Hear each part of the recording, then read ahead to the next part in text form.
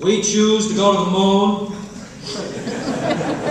We choose to go to the moon in this decade and do all the other things, not because they are easy, but because this is the wrong speech. I'm sorry about that, ladies and gentlemen. My name is Austin C. Spade, and I'd like to thank you all for letting me speak to you today. I'd like to start off by addressing the faculty and staff of Whitewater High School. For the most part, our class of 2013 has been blessed to have such kind and thoughtful teachers, doing more than just teaching us reading, writing, and so on, but also to have served as mentors throughout the various challenges we have faced. For most of the teachers seated in this room tonight, you have been a positive influence in a world filled with bad, and will be remembered fondly in the minds of your students. There is one teacher in particular seated in this room here tonight that I have to address. One teacher that I know left a positive influence on me, along with many of my peers.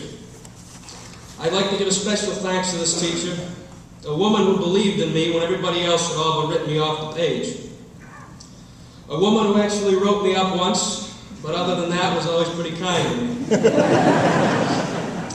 A woman who always allowed her room to be the after-school hangout spot and safe haven to me and my friends. My friends and me, excuse me. I'd like to thank Mrs. Rao.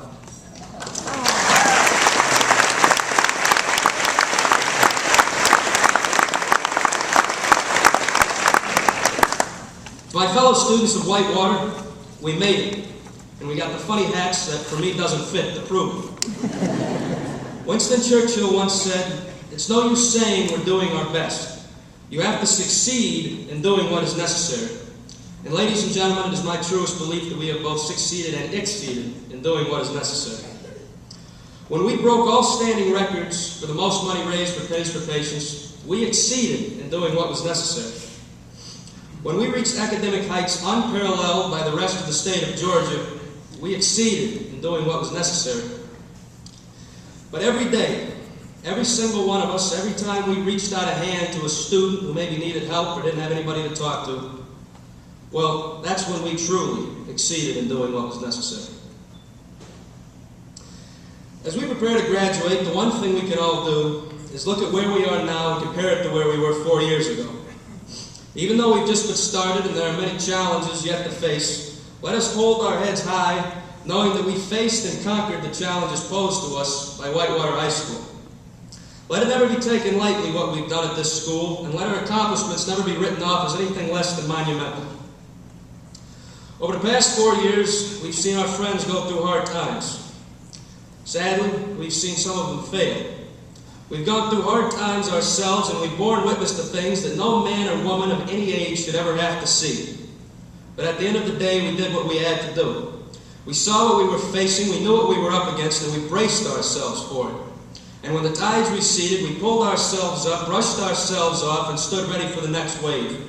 We went 15 rounds with the hardest tests and quizzes the school could throw at us, and now that the fight's nearly over, when that final bell rings and we stand victorious, I know that each and every one of us stands a better person because of it. Well, now that I made it sound like we were fighting the war for 4 years, let me recall to you some of the lighter memories of high school. Because all in all, that's what really matters. Those are the most important things we're taking with us, our memories. To bring up the faculty and staff again, one of my favorite memories that I'll take from high school was that of Dr. Benoff's class, whose class I took twice. But I'm happy to say the second time with more success than the first. On this night and on the night of graduation, allow your minds to be filled with your greatest memories, whether they may be that of your crowning achievements in your respective sports or academics, or that of your first date, or even that time you just made somebody laugh because of a joke you told. Whatever it may be, hold it, grab onto it, and never let it go. Because they're your memories, and you earned them. Ladies and gentlemen, thank you for this great honor. I'm Austin C. Spade.